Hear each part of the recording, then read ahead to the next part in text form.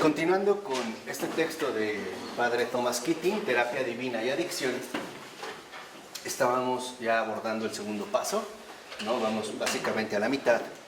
Y una de las cosas que menciona el Padre Keating es que le parece que uno de los grandes dones que AA puede ofrecer a sus miembros es la esperanza.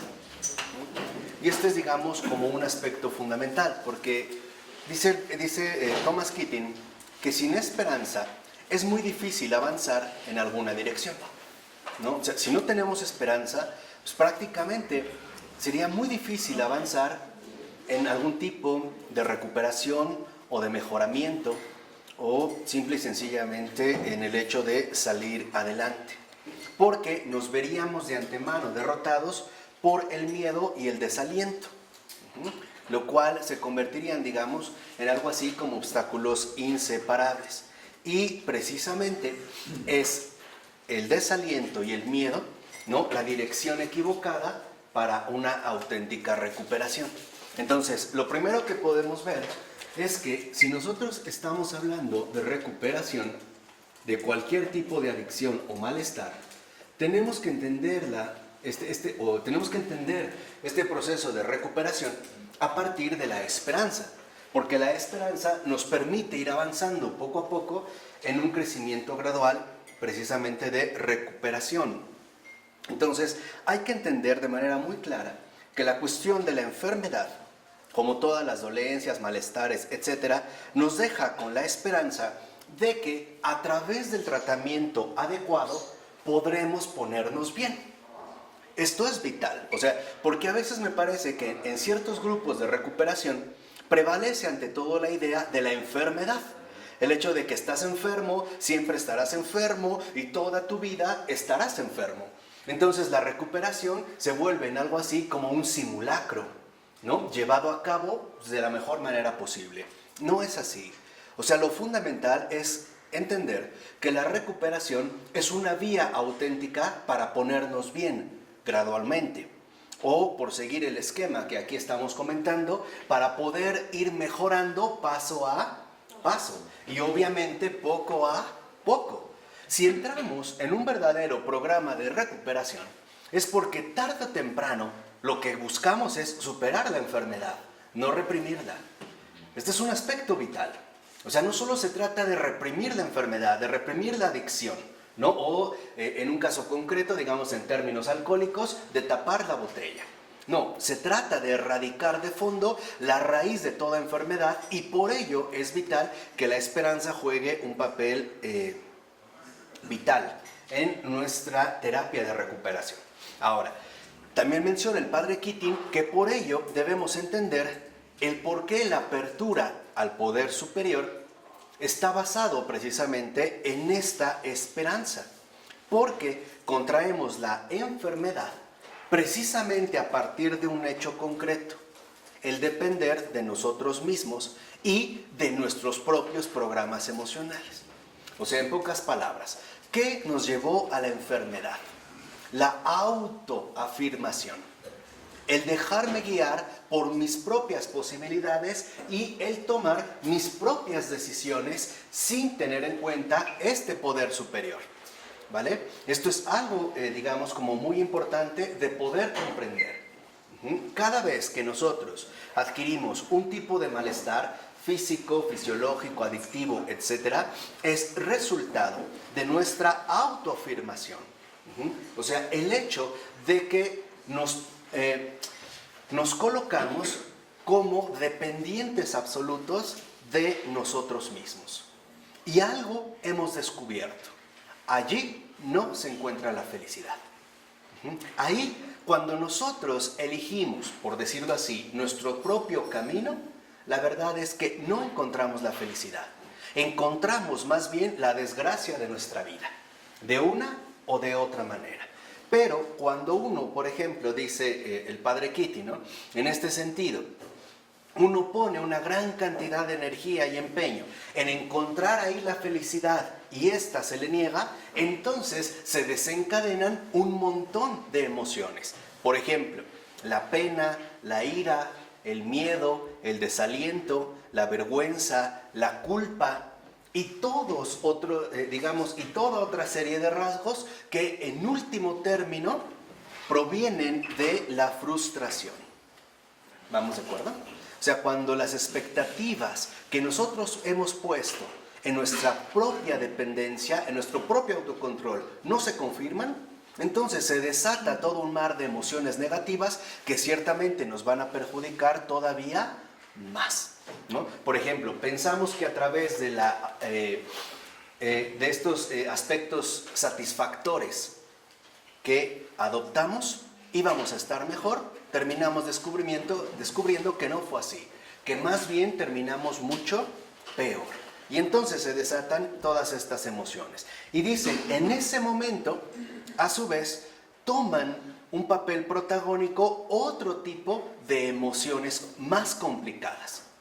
Ya mencionamos un grupo, las vuelvo a repetir. Por ejemplo, las emociones dolorosas de la pena, la ira, el miedo, el desaliento, la vergüenza, la culpa y algunas otras.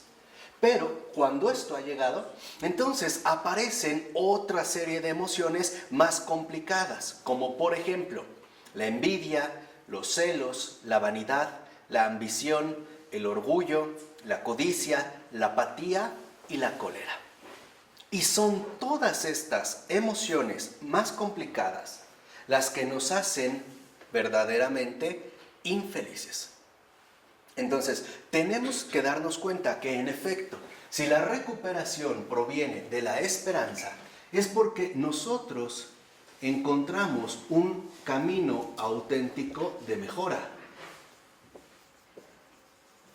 Y hay que entender que este camino auténtico de mejora no es instantáneo. Requiere toda una serie de dinámicas que nos puedan permitir ir mejorando poco a poco. En AA están los 12 pasos, que son los que estamos comentando. Pero aún así, en nuestra recuperación ordinaria, o sea, en base a los malestares que busquemos superar, tenemos que entender que este camino auténtico de mejora es gradual y que no necesariamente es lineal. O sea, lo que te quiero decir aquí es algo muy concreto. Por ejemplo, si tú te has propuesto dejar de hablar mal de las otras personas y de repente no lo consigues, no significa que fracasaste en tu programa de vida. No, significa que aún debes trabajar más en ese determinado aspecto. No es una derrota, es una llamada de atención. ¿Me explico? Y por ello la esperanza se convierte en la columna vertebral de todo programa de auténtica recuperación. Así que si nosotros seguimos manteniendo una inmensa inversión emocional en uno de los programas emocionales, entonces cada vez que uno de ellos o todos se frustran, reciclamos los antiguos sentimientos de malestar, ¿vale? Porque en efecto los reciclamos. Por ejemplo, si nos volvemos dependientes de algo o de alguien en particular y ese algo o alguien no satisface nuestras expectativas, entonces lo único que vamos a hacer es reforzar todo este malestar emocional. Y así nos sentiremos empujados a representar un determinado papel. ¿Con qué propósito? Con el propósito de poder liberarnos del dolor que estamos padeciendo, o bien por lo menos de aligerarlo. ¿Cuáles son los tipos de papeles que podemos asumir? ¿Cuáles son las representaciones características que podríamos enumerar? Por lo menos básicamente serían dos. O asumimos el papel de la víctimes, y entonces todo está en mi contra, todos se confabulan para que yo sea tremendamente infeliz, o bien asumimos la representación ya no de la victimez, sino del descaro. Nos volvemos en este sentido descarados. Ya no reprocho, sino que simple y sencillamente me vuelvo cínico ante las situaciones de la vida y trato de asumir mi situación enferma como una situación normal. ¿De acuerdo? A veces es cuando entra la conmiseración, ¿no? Por ejemplo, en el primer caso, pobrecito de mí, cómo sufro, qué mal la llevo, pero sigo en lo mismo. O bien llega un momento en el que todo esto no me interesa y lo asumo, digamos, como algo normal dentro de mi propia existencia. Y lo único a lo que nos conduce esto es a cometer siempre los mismos errores. y echar a perder nuestra triple relación fundamental. Nuestra relación con Dios, nuestra relación con los demás y nuestra relación con nosotros mismos. Se vuelve entonces en este sentido destructivo. Así que es muy importante, como dice el padre Keating, y yo estoy totalmente de acuerdo con él, que puede ser útil que el padrino, o sea, aquel que está llamado a acompañar a una persona en recuperación, sea consciente de que esta recuperación no está limitada a las personas adictas. Porque a veces pareciera que los adictos también se colocan una especie de título privilegiado que los haría como un club selecto, ¿no? Aparte o VIP con respecto a toda la otra serie de los humanos normales. Como si ser adicto fuera un honor o un privilegio, ¿no? Entonces dice, no se limita a esto. Más bien debemos entender que se trata de una situación, una herencia que todos llevamos en tantos seres humanos. Hay un trastorno profundo en nuestra propia condición humana. ¿Cuál es este trastorno? Que en realidad no optamos por aquello que sí nos beneficia, sino que somos capaces de tomar decisiones tan equivocadas que nos conducen, en último término, a la autodestrucción. Y esto no solo es propio de un adicto, es en realidad propio de cualquier ser humano. Dice, en el ámbito teológico, algunos llaman a esta distorsión pecado original. Aunque en lenguaje bíblico se trata sencillamente de la caída. O sea, todos somos seres caídos, con tendencias autodestructivas y destructoras. No solo hacia nosotros, sino también hacia los demás, ¿vale? Porque sabemos que algo nos daña y no obstante nos empeñamos en seguir ahí. Sabemos que esto puede destruir nuestra familia y no obstante seguimos ahí. No nos libramos tan fácilmente. Esta es nuestra situación de caída. Y dice, ¿y qué hace referencia a esa situación de Adán y Eva y al hecho de la experiencia, al hecho de que perdieron la experiencia de lo que es la verdadera felicidad? ¿Qué es la verdadera felicidad? ¿Qué es aquello de lo que nos ha privado esta caída, este estado de caída? La intimidad con Dios. Por eso es fundamental que entendamos que el camino auténtico de mejora depende de recuperar la intimidad con Dios. No solo se trata de cambiar criterios de elección, porque entonces parecería que estaríamos brincando como pelotas de un lugar a otro. Salimos de una para meternos a otra, ¿no? Por ejemplo, a lo mejor quizá ya no como de más, pero ahora me he vuelto adicto a las series televisivas, ¿no? O ya no tengo relaciones sexuales, pero no puedo dejar la masturbación, etcétera, etcétera, etcétera. No se trata de eso. No se trata de buscar el mal menor. No, se trata de realmente dirigirnos a la recuperación. Así que no olvidemos que todos, sin excepción, padecemos de esta dolencia. La falta de la intimidad con Dios, lo cual ciertamente nos produce una profunda confusión y un doloroso estado emocional, porque eso es justamente lo que cada uno de nosotros busca y requiere, ¿de acuerdo? Así que si además de este estado de caída tomamos en cuenta otro factor fundamental de nuestra cultura contemporánea, que es el siguiente, la epidemia de una pobre autoimagen, vemos cómo la cosa se complica. Hoy le llaman baja autoestima, ¿no? Todos tenemos como baja autoestima. Pero esta epidemia de una pobre imagen, considera el padre Keating, nos conduce a crecer sin una auténtica identidad personal. O sea, sin intimidad con Dios, nosotros vamos a tener problemas de identidad.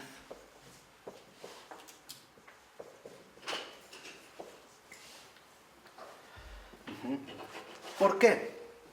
Porque como dice también el padre Keating, no podemos suponer que esta, digamos, epidemia, ¿no?, de una pobre autoimagen es aquello que en efecto nos define como lo que somos. Muchos de nosotros quizá crecimos a partir de un entorno hostil que nos fue degradando paulatinamente. Por ejemplo, estos comentarios recibidos durante nuestra tierna infancia de seres muy cercanos a nosotros, quizá los propios padres, al decirnos que éramos unos tontos o unos inútiles, o que éramos feos, o que estábamos muy gordos o muy flacos, que éramos morenos o muy güeros, o que éramos lacios o chinos, etc.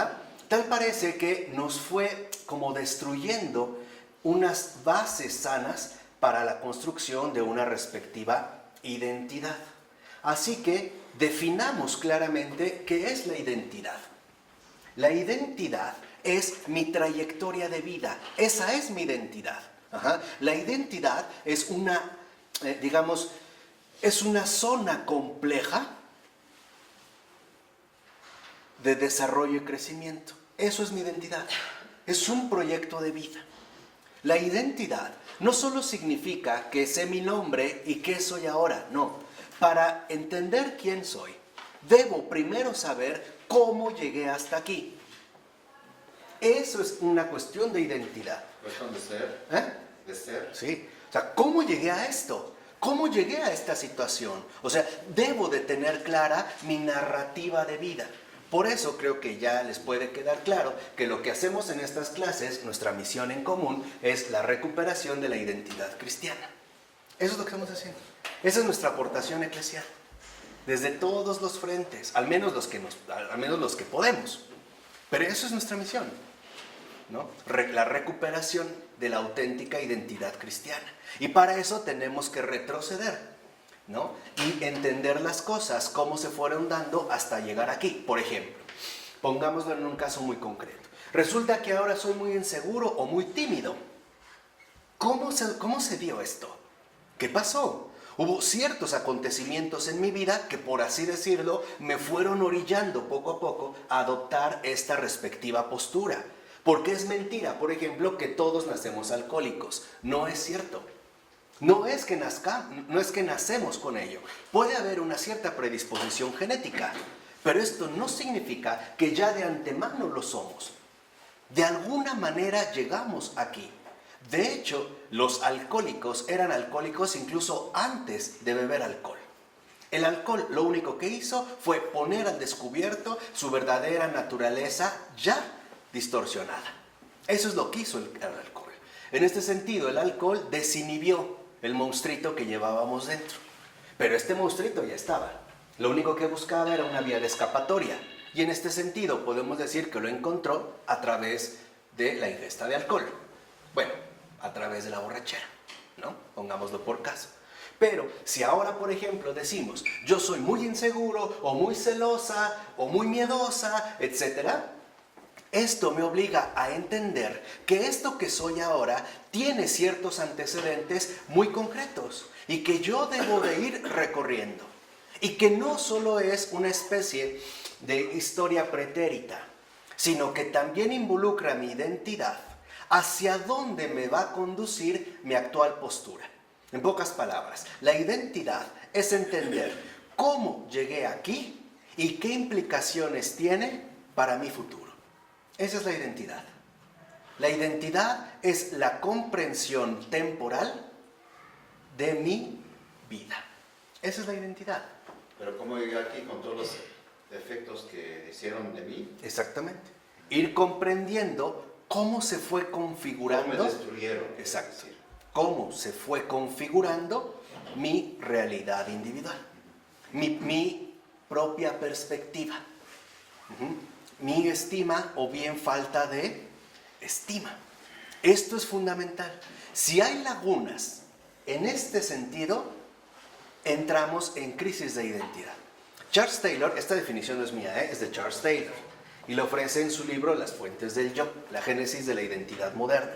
Pero Charles Taylor dice que el problema de la identidad no tiene que ver solamente con una cuestión temporal, ¿no? De infancia, juventud, madurez, ancianidad. No, dice, tiene que ver más bien con una situación espacial. ¿Por qué? Porque tenemos que entender qué lugar ocupamos, qué espacio existencial ocupamos conforme se fue desarrollando nuestra propia existencia. Dice, cuando no sabemos el por qué soy así ahora, entonces nos parecemos a una persona que está perdida en una ciudad que no conoce. No sabe para dónde moverse. Y es cierto, hay personas que dicen, quiero cambiar, pero no sé cómo. Claro, no puede ver su proyección a futuro porque no ha entendido dónde están los resortes que lo llevaron a, adoptar esta determinada postura. ¿Sí me explico? Entonces, por decirlo así, tenemos que entender el proceso destructivo en el que nos fuimos involucrando para que podamos tener por lo menos una opción reconstructiva de nuestro propio curso vital de vida. ¿Vamos? Entonces, esto es fundamental. La identidad es mirar al pasado desde mi presente para edificar mi futuro, en términos espaciales. ¿Hacia dónde quiero dirigirme todavía? Por ejemplo, si una persona es extremadamente celosa, ya podemos prever qué le espera en adelante. No sería algo nuevo, ya lo podemos prever. ¿Por qué? Porque esa es, la dirección que su vida paulatinamente ha ido, ¿qué? Tomando. Y esto es muy importante porque nos permite, por ejemplo, entender la situación concreta de una persona que estaría ya al borde del suicidio. Aunque no lo manifestara de manera concreta, pero ya estaría de cierta manera como delineada esta trayectoria, ¿vale? Entonces, si entendemos los problemas de identidad y entendemos primero qué es la identidad, entonces ahora debemos comprender que la recuperación basada en la esperanza es también una recuperación de identidad, lo que verdaderamente soy. Esta es, como la gran novedad que el poder superior nos aporta. Lo que nos dice el poder superior, lo que nos dice Dios a cada uno de nosotros es muy simple. Lo que nos dice es, mira, tu trayectoria ha sido esta, has hecho esta, te has vuelto de esta manera, pero en realidad tú no eres así. Este es el gran mensaje. De tal forma que entonces estos problemas de identidad se pueden transformar a su vez en una vía alternativa de recuperación. Es decir, en una verdadera trayectoria de vida.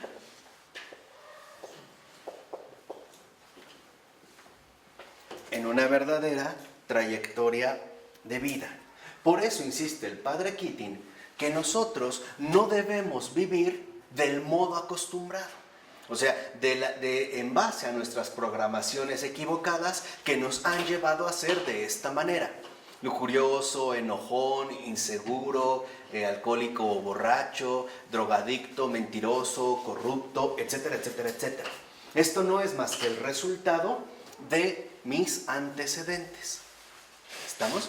Porque estos antecedentes, en efecto, también van a generar sus respectivos consecuentes, es decir, sus consecuencias.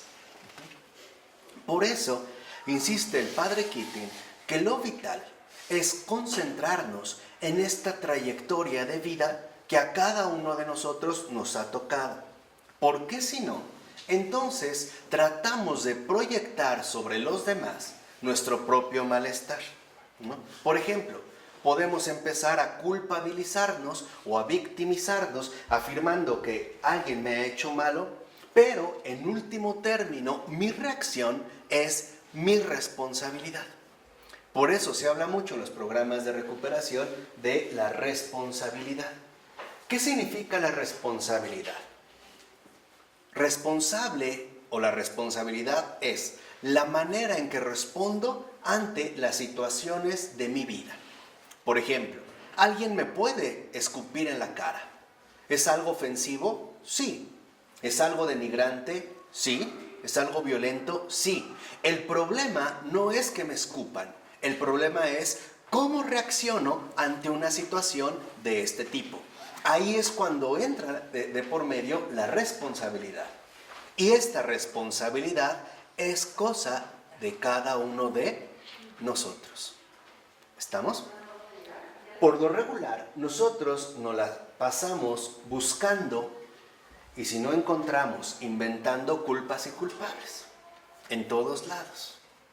Es que es por el partido político, es que es por el presidente, es la situación económica, es el Banco Mundial, es mi abuela, es mi madre, es mi vecino, es mi perro, soy yo mismo, bla, bla, bla, bla. Y nos cuesta trabajo entrar al grado de la responsabilidad, porque para ser responsables hay que adquirir madurez y hay que entender que en último término todo se reducirá a la manera en la cual yo reacciono ante las circunstancias de la vida.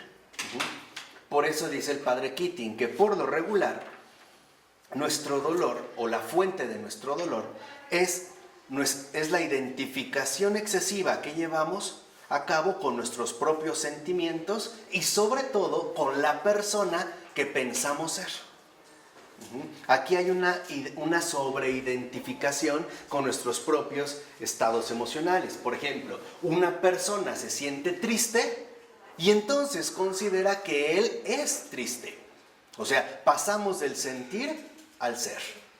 Una persona tiene una cierta emoción, por ejemplo, una sensación, tiene la sensación de que nadie lo quiere y entonces ya se autodefine como una persona sola, una persona despreciada, etc. Y no obstante, nos dice el padre Keating que no somos nuestros sentimientos.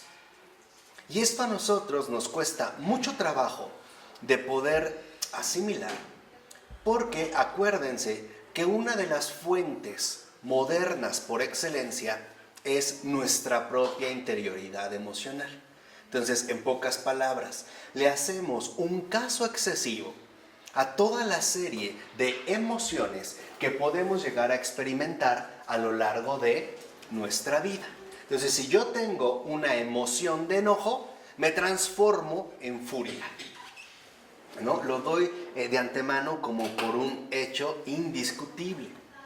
Y aquí es también donde entra de por medio a veces la idea que tenemos acerca de nosotros mismos, ¿no? Cuando fallamos en el cumplimiento de esta idea, entonces por lo regular lo que entrará es un profundo sentido de malestar. Nos idealizamos. Y a veces esta idealización puede polarizarse en dos sentidos muy distintos. Puede ser que nos idealicemos como alguien mejor de lo que en realidad somos, y entonces si fallo me vengo abajo, o bien me idealizo como algo mucho inferior a lo que en verdad soy, y entonces anulo cualquier posibilidad de mejora. En cualquier caso, mejor dicho, en ambos casos, la percepción es equivocada. Por eso nos invita el padre Keating a darnos cuenta que no se trata de dominar cada uno de nuestros sentimientos, sino de reconocerlos y admitirlos, sin identificarnos con ellos. O sea, si tú notas una emoción en ti, reconócela y admítela, pero no estás obligado a identificarte con esta misma emoción. Tú puedes sentir una sensación, claro, pero ¿cuál es uno de los rasgos característicos de las sensaciones o las emociones? Que son pasajeras. Además son muy inestables. Porque así como hoy, por ejemplo, le pudiste gritar a tu pareja en la mañana que ya te tenía harto, que no la aguantabas, que no la soportabas, en la tarde llegaste con chocolates pidiéndole perdón y amándola más que nunca, ¿no? Y esto nos lleva a volvernos prácticamente muy volubles. Entonces, lo primero que debemos de llevar a cabo es la no identificación con nuestros propios estados emocionales. Esto es algo que ya, por ejemplo, Martin Heidegger había advertido, cuando decía que para nosotros, o para la mayoría de nosotros, mi estado de ánimo es el mundo. O sea, así como me siento, entonces así son las cosas. Por ejemplo, me siento mal y entonces todo está ¿qué? Mal. Me siento bien y ahora todo está ¿qué? Bien. Así que en realidad los bipolares en este sentido, son aquellos que no se han dado cuenta que no son sus propios sentimientos o que su identidad no brota precisamente de su situación emocional. Y esta es justamente una distinción delicada. ¿Por qué? Porque cuando nos identificamos con los sentimientos, inmediatamente después los vamos a llevar a la práctica. Ejemplo, una persona amanece y se siente desganada.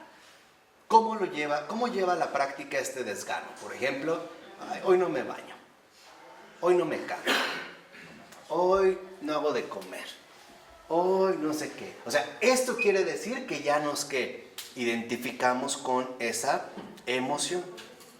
Y entonces, al llevarlos a la práctica, nos dejamos llevar por ellos y nuestra situación personal empeora, poniéndonos, por ejemplo, de mal humor.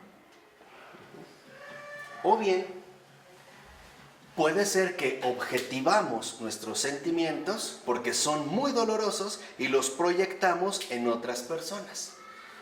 Y entonces podemos llegar a decir, me harta la gente, me enfurecen los imbéciles que no saben manejar. O sea, tú eres el maestro del volante. Todos los demás son unos idiotas que ni siquiera deberían de pisar un pedal. Bueno, ni de triciclo. Esta es la sobreidentificación. Quiere decir que objetivamos sobre los demás nuestra propia frustración, nuestra propia enfermedad, nuestro propio malestar. Y no obstante, hay que reconocer que no son las otras personas las que me ponen furioso. No, soy yo el que se pone furioso por algo que ha sucedido. Esta es una distinción muy importante. En pocas palabras, yo soy enojón. Y basta cualquier cosita para que se manifieste mi modo de proceder, mi modo de reaccionar. Hoy pudo haber sido un conductor. Mañana pudo haber sido un cajero de banco. Pasado mañana pudo haber sido un panadero. Después pudo haber sido la puerta, o la ventana, o la cama, o mi almohada, o no dormir bien, o mi perro. O sea, en pocas palabras, yo soy furia. Los demás, lo único que hacen es permitir que me dé cuenta. Así que en realidad los demás no son culpables. Más bien son medios, por medio de los cuales yo puedo darme cuenta cómo me comporto, cuáles son mis reacciones. Ahí es cuando entra en juego la responsabilidad. Y aquí, dice el padre Keating, es donde la ayuda de un padrino es muy importante. ¿Por qué? Porque el padrino está llamado a recordarle, ¿no?, al que está en recuperación, que debe afrontar la verdad de sus sentimientos sin identificarse con ellos, sin objetivarlos, y menos aún culpar a otras personas por ellos.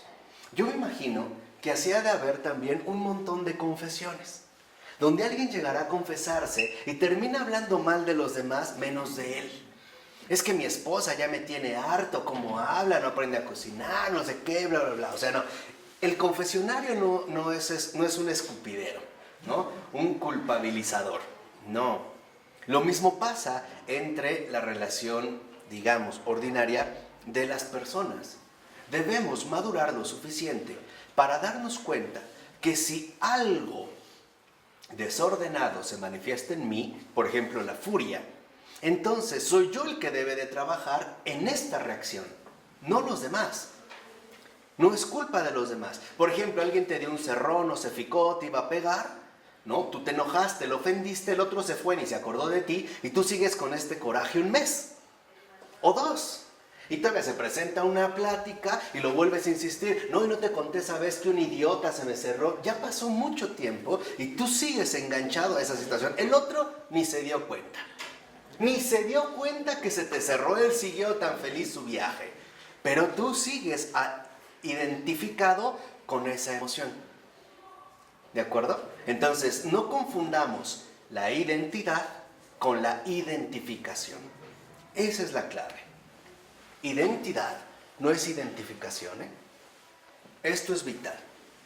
La identificación es un apego excesivo a patrones externos. Eso es la identificación.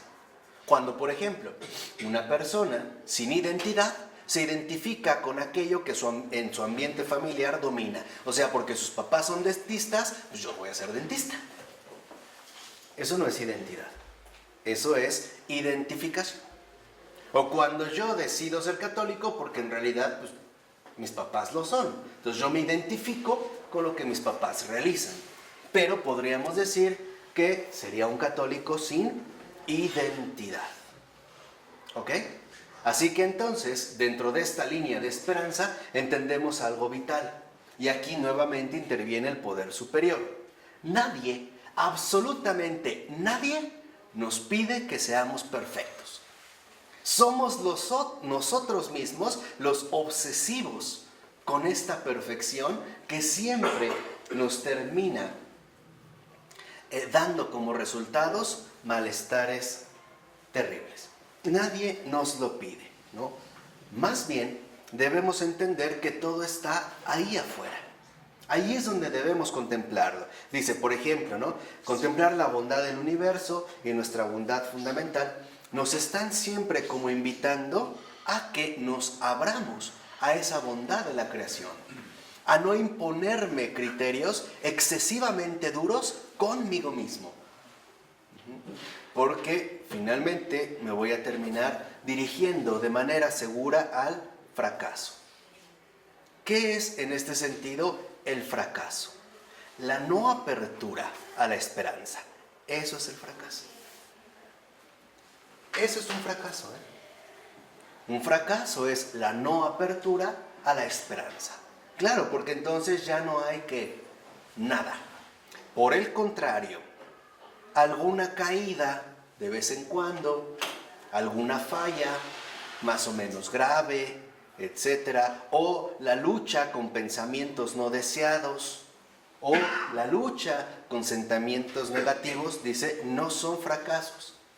Ni siquiera son verdaderos desastres. ¿Por qué? Porque todo esfuerzo realizado para anular este tipo de situaciones son avances. Por ejemplo, cuando tú te das cuenta de alguna recaída, al menos ya reconoces que es una recaída. Para ti antes eso era lo normal. Se había convertido en tu norma de vida. ¿Qué quiere decir? Que en último término vas, en este sentido, avanzando.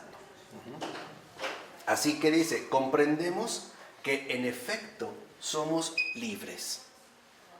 Y dentro de esta libertad podemos asumir una actitud que o nos lleva a hundirnos en un estado de mal humor, de desprecio de nosotros mismos, de autocompasión o de juicios duros contra los demás, o bien a dedicar todo mi empeño en mejorar en el día con día. Esta es, digamos, básicamente la alternativa que tenemos. Y por ello debemos también de reconocer que hay una distinción que es fundamental de establecer y es la que podemos expresar en términos de fe y en términos de sistemas de creencias. Esta trayectoria de vida, a su vez, entonces, también involucra la fe y sistemas de creencias.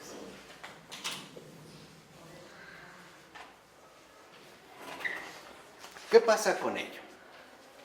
¿Qué es la fe? Fundamentalmente la fe es una experiencia de Dios.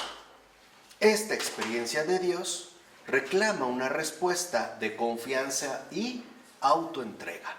Esta es la fe.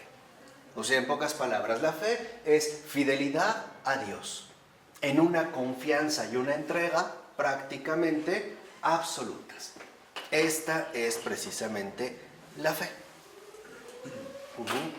De tal manera que entonces la fe no es una imagen o un concepto de Dios en cualquiera de las formas que pueda describir una religión particular. O sea, la fe es un estado vivencial, no una doctrina. En este primer punto. Claro que se requerirán desarrollos teóricos para poder profundizar y asimilarla mejor, pero la fe es un estado vivencial. Por eso va a decir en este sentido el padre Keating que la fe es previa o anterior a cualquier sistema de creencias. ¿Por qué? Porque, en efecto, en el Nuevo Testamento, por ejemplo, la fe significa la entrega a Dios. Quienes dicen, no puedo creer en este Dios, suelen pensar, no puedo aceptar los principios religiosos que me enseñaron en mi infancia.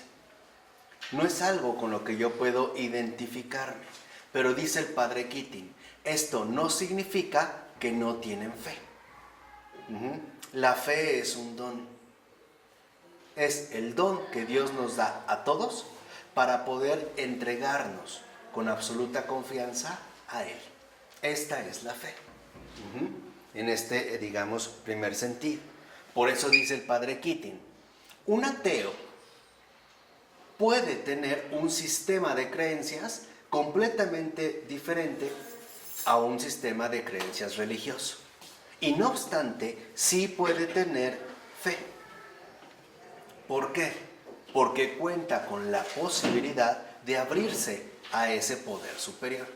Aunque a lo mejor con lo que no concuerda sea con el sistema de creencias. Sobre todo cuando son adulterados, como vimos hace rato en Charles Taylor, a partir de esta noción tan nefasta del plan total, ¿no? De que Dios ya lo tiene absolutamente todo preparado y no podemos hacer ni decidir ni obrar absolutamente nada. Al menos no de manera libre. Por eso dice el padre Keating que un ateo es en realidad una persona que tiene otra religión. Para los ateos, Dios es no Dios. Ese es su postulado. Dios es no Dios. Pero puesto que Dios trasciende todos los conceptos, en realidad no importa mucho lo que uno piense acerca de Dios, acerca de si Dios es Dios o es no Dios. Más bien lo importante es permanecer en silencio ante ese poder superior, grande y misericordioso, que está en la base de cualquier sistema de creencias. Dice, y en general, las manifestaciones religiosas que hay en el mundo, precisamente lo que buscan es comunicar esta experiencia espiritual. Una experiencia espiritual de Dios que es amor. Entonces, nosotros podemos entender la fe como un estado vivencial que no necesariamente va a corresponder con un particular sistema de creencias. Muchas veces los conflictos provienen a este nivel, al nivel del sistema de creencias, no precisamente al nivel del estado vivencial, es decir, en este caso de la fe. Y por eso hoy en día se ha destacado mucho, por ejemplo, una cierta distinción entre religión y espiritualidad. Porque tal parece que cuando se habla de religión, solo se está hablando de un sistema de creencias, o sea, de una doctrina. Y que lo espiritual solamente apelaría a un cierto estado vivencial. Pero esto no es del todo correcto. Porque en realidad, cualquier religión auténtica promueve ambas cosas. Promueve justamente ambas situaciones, tanto la fe como la posterior formulación de un sistema de creencias para hacer explícita o manifiesta este vital estado de vida, ¿no? O lo que nosotros llamaríamos precisamente fe. Dice, y por ello debemos de reconocer que Dios está presente en todo lo que sucede y atrae a las personas, no solo por medio de la religión, sino también a través de la naturaleza, el arte, la amistad, el servicio generoso a los demás, la ciencia y la búsqueda de lo desconocido, especialmente en disciplinas actuales como la física, la astronomía y la biología. Dice, algunas personas, debido a su trayectoria de vida, sienten tal repugnancia hacia la religión que nunca irían a Dios a través del rito. Y no por ello quiere decir que entonces Dios las excluye, ¿no? Simplemente las va atrayendo a través de otros caminos que para ellos son accesibles. ¿Vamos? Simplemente los va atrayendo. ¿Qué quiere decir? Que entonces, en efecto, este poder superior es bondadoso y misericordioso. Habrá otros caminos, otros modos, digamos, de atraerlos hacia sí.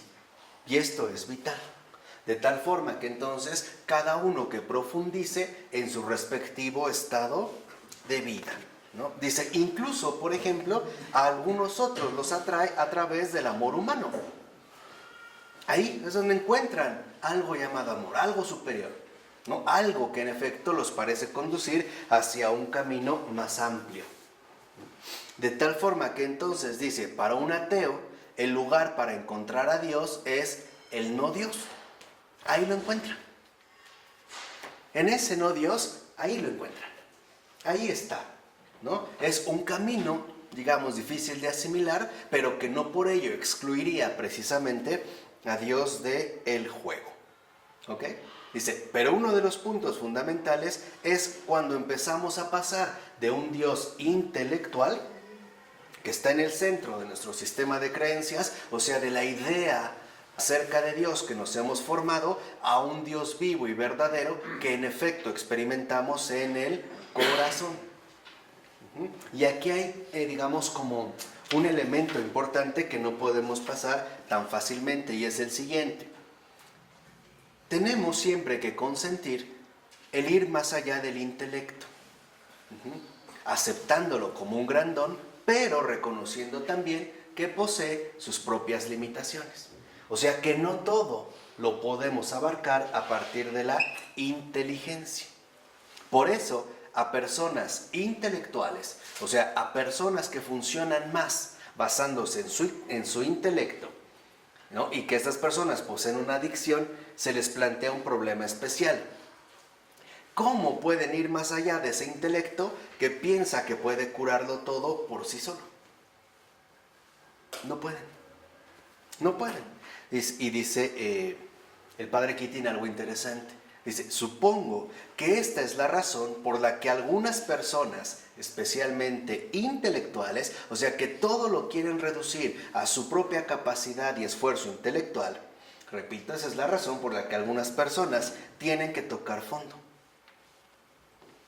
Para que se den cuenta que esta situación no es algo que competa al ámbito del intelecto, sino que desborda estas mismas posibilidades. Así que cuanto más inteligentes sean, tanto más tiempo parecen necesitar para su recuperación. Porque el intelecto se puede convertir en un obstáculo sumamente grande de remover. ¿No? Cuando alguien dice, es que no me checa, es que no me cuadra. O sea, de antemano, él ya se asumió en una postura intelectualmente definida. Y ahí es donde están sus batallas, ¿no? O sea, sus batallas consisten en que aquello que se le ofrece, su intelecto no lo puede digerir. Es como si a una persona quisiera comerse un pollo rostizado de un bocado. Piensa que su intelecto lo puede devorar absolutamente todo. Dice, y por eso estas personas de soberbia intelectual, estas personas inteligentes, tienen que llegar a estar tan enfermas para que al final se convenzan por sí mismas. Es un recurso, ¿no? Digamos, en este caso sería un modo. Y aquí estamos hablando precisamente del varón y la mujer intelectualmente autosuficientes. Y que son por lo regular estos varones y mujeres intelectualmente autosuficientes las personas que ciertamente han perdido o han rechazado la fe.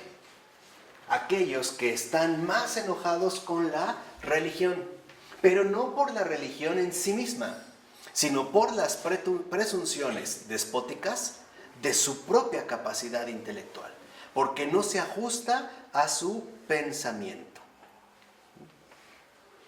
Por eso, se menciona que Bill W. escribe de este grupo de inteligentes que se relamía por la hipocresía de algunos creyentes y condenaba los pecados de algunas personas religiosas. De modo que al hacerlo, en realidad lo que buscaban era sentirse superiores a esas personas.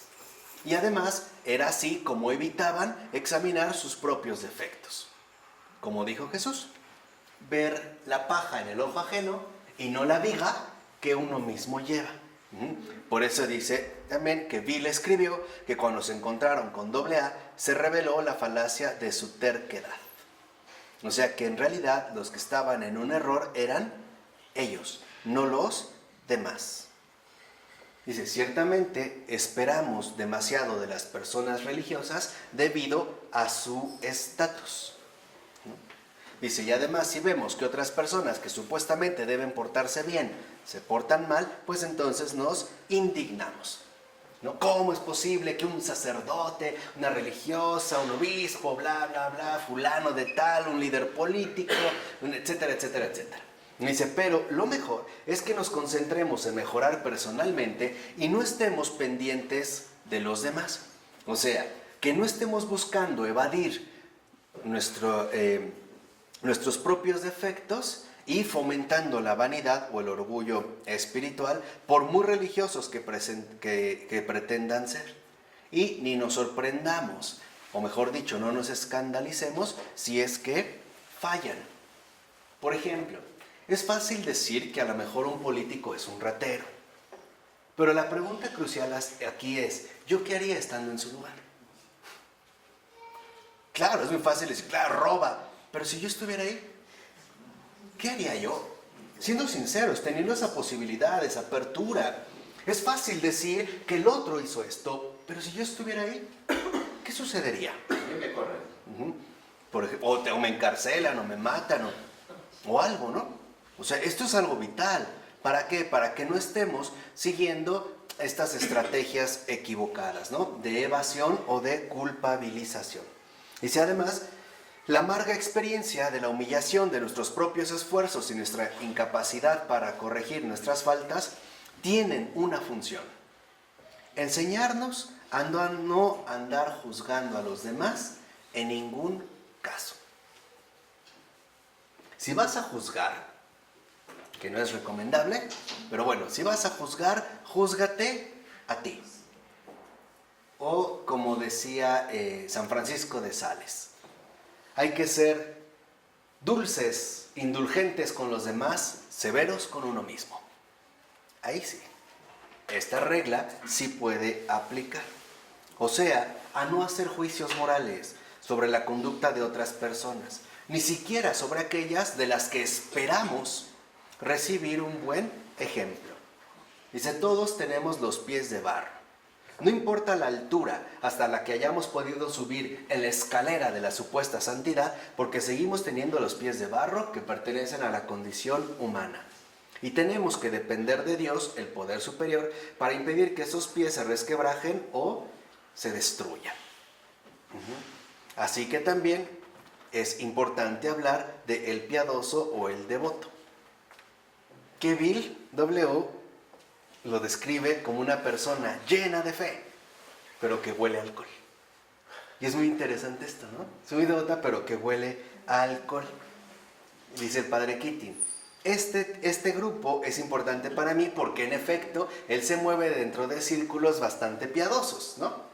Es el ámbito religioso, monjes, monjas, sacerdotes, laicos consagrados que caminan, ¿no? Resueltamente por la senda de la religiosidad. Dice, pero lo que estas personas deben tener presente es que hay dos niveles de devoción. Y lo olvidamos. Primero es la motivación consciente de la conducta. O sea, muchas veces nuestra devoción se queda en esta motivación consciente de conducta. Por ejemplo, a partir de que nos dijeron no debes hacer esto o debes hacer aquello. Y lo utilizamos como nuestro criterio para la devoción. Claro, es que como me dijeron que no debía hacer esto o no debía hacer aquello, entonces conscientemente lo realizo. Pero debemos también reconocer una segunda dimensión de la devoción, y es, por ejemplo, la cuestión inconsciente, donde a veces podemos hacer ciertas obras devotas, pero con intenciones mundanas. Por ejemplo, el obtener la estima, la aprobación, incluso el poder y el control sobre todos los demás. Por ejemplo, hay personas que pueden dejar de beber no por dejar de beber, sino por presumir que llevan tantos años sin hacerlo. Ahí la motivación es diferente. Se está moviendo en otro nivel. Dice, y por ello, precisamente, se pueden llegar a incurrir en ciertas proyecciones. Decir, si viviéramos en una comunidad mejor, entonces todo estaría muy bien. Si cambiaran al superior, si cambiaran a fulano de tal, si esto se modificara. O sea, empezamos a hacer como 1001 planes en realidad para no aterrizar en nuestras verdaderas intenciones profundas. Dice, en realidad, lo que debemos destacar es qué tanta motivación mundana hay en nuestra supuesta devoción, o sea, en nuestra supuesta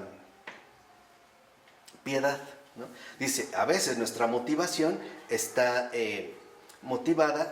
está como dirigida por deseos mundanos. Dice, por ejemplo, alguno practica un gran ayuno durante la cuaresma, o alguno, ¿no?, literalmente realiza algún tipo de rito todos los días, de las escrituras, ayuna, lee rosario, hace oraciones, devociones y da limosnas. Dice, claro, esto es maravilloso, pero en su interior hay una pequeña voz que le dice, sí, tú eres mejor que los demás, tú ayunas más, tú ayudas más, anda, ¿por qué no renuncias más a tus horas de sueño? ¿Por qué no? ¿Te sacrificas más en esto que estás llevando a cabo? Así darías un ejemplo mejor. O sea, tú te conviertes en el centro de referencia. Dice, quienes desempeñan papeles de liderazgo se sienten a menudo afligidos por este problema, porque suponen que tienen que dar un buen ejemplo continuamente. Y entonces, si de repente fallan, pues se sienten abrumados, ¿no? Fallé, como yo, que estaba llamado a dar ejemplo. ¿No a veces es lo que pasa con los padres de familia? Los hijos hacen algo y, híjole, es que en qué fallé, algo hice mal, ¿cómo era posible? ¿O cómo fue posible? O sea, seguimos enredados en estas mismas estrategias falsas, ¿no? Dice, y por ello no soportan que sean criticados o insultados. Entonces su autoimagen idealizada se desploma y se empiezan a desmoronar. Por ello dice que entendamos estas motivaciones profundas que pueden ser precisamente mundanas para no desarrollar, por ejemplo, un sentido de dominio, de que lo hago para sobresalir, para dar más ejemplo, para destacar, ¿no? Digamos como si ese fuera precisamente el centro. Dice, y que también no se fomente una mentalidad competitiva, donde, por ejemplo, el padrino se siente celoso o molesto, o igual los directores espirituales o los que llevan la pastoral, si aquellos que están apadrinando o acompañando deciden irse con alguien más. Si se sienten heridos, pues ya sabemos por qué estaban ahí, ¿no? Finalmente por destacar. Dice, así que entonces lo que en este sentido necesitaríamos es hacer frente a la realidad de nuestra vida. Y para hacer frente a la realidad de nuestra vida, tal como AA lo ha enseñado, lo fundamental es empezar con una sinceridad total. Una sinceridad total con uno mismo. Dice, y este también es el punto de partida de la vida espiritual clásica. Y no nuestros logros, virtudes, devociones, años en el programa, cantidad de ahijados, cantidad de diplomas de compartimientos, ¿no? Los grupos se llenan, ¿no?, de diplomitas o reconocimientos. Piensan que esto es lo que les da su estatus, ¿no? Dice no, porque en realidad estos logros, virtudes, devociones, etcétera, son efímeros e incluso superficiales. Así que entonces, cuando nosotros ya no estamos interesados en el éxito, en el reconocimiento, entonces ya no estaremos interesados en la recompensa. Y así es como empezaremos a obrar desinteresadamente. O sea, por amor y ya no por algunas otras motivaciones. Por eso dice el padre Keating que es importante comprender que el Evangelio nunca recomienda la devoción por sí sola, o sea, una actitud religiosa externa. Dice, no, este es un buen punto de partida, pero no es la meta del cristiano. La meta del cristiano es la transformación, o sea, la verdadera conversión del corazón. Y la transformación de la conciencia implica un cambio radical de actitud. Podemos decir que entonces este cambio radical de actitud y la recuperación son una y la misma cosa.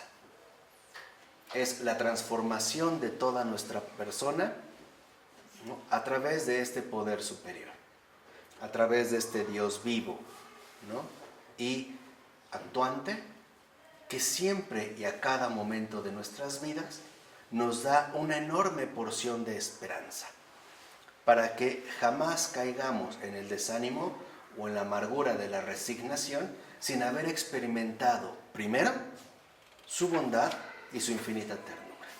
¿Vale? Con esto terminamos el segundo paso. En nombre del Padre, del Hijo y del Espíritu Santo.